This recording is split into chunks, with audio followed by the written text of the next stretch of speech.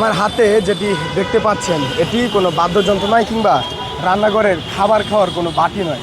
এটি আসলে প্লাস্টিকের একটি হেলমেট, যেটি আসলে যাত্রীদের যে মাথার সুরক্ষা প্রদানের কাজটি করে। তবে প্রশ্ন রয়েছে, এই হেলমেট কতটুকু সুরক্ষা দিতে পারবে যাত্রীদের।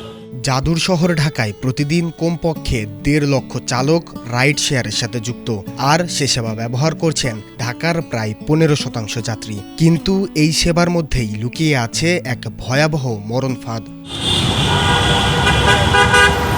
হেলমেট, যা বাইক চালক কিংবা যাত্রী সবার নিরাপত্তার একটি গুরুত্বপূর্ণ সরঞ্জাম। ঢাকার রাস্তায় চলাচলকৃত প্রায় সব রাইড শেয়ার চালকরাই যাত্রীদের জন্য ব্যবহার করছেন মানহীন ও অনিরাপদ হেলমেট। হেলমেট এগুলো পরে হচ্ছে পুলিশ সেফটির জন্য, মানুষের কোনো সেফটি নেই। মানুষ মামলা খাওয়ার ভয়তে এগুলো পরে ইউজ করে। এগুলো চাহিদা অনেক। এগুলো হচ্ছে পাঠাও রাইড শেয়ার করে যারা, তারা এগুলো ইউজ করে।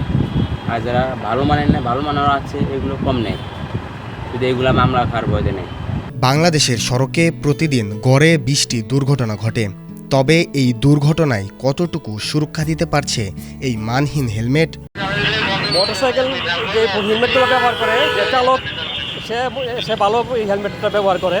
আর যে পিছনে যে যাত্রী আছে, এই হেলমেটটা তারা লুক দেখানোর জন্য এই হেলমেটটা ব্যবহার করে। আসলে এই হেলমেটটা তেমন কোনো প্রোটেকশন এটা দেবে না। এই হেলমেটটা হালকা, একদম হালকা। এই ব্যাপারে আইন শৃঙ্খলা বাহিনী পদক্ষেপ নিচ্ছে। মোটরসাইকেল হেলমেট ব্যবহার না করলে ধরে মামলা দেওয়া হয় যে হেলমেট কেন ব্যবহার করে নাই। চালকদের মতে যাত্রীরা ভারী হেলমেট পরতে চান না।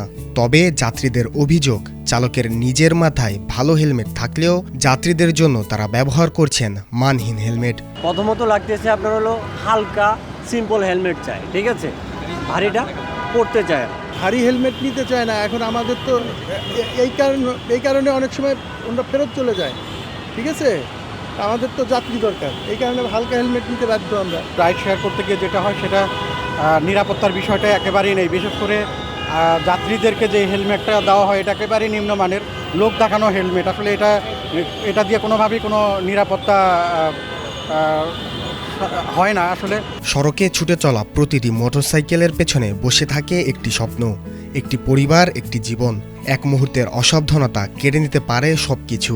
তাই চালক হোক কিংবা যাত্রী, সবার জন্য প্রয়োজন সমান নিরাপত্তা নিশ্চিত করা।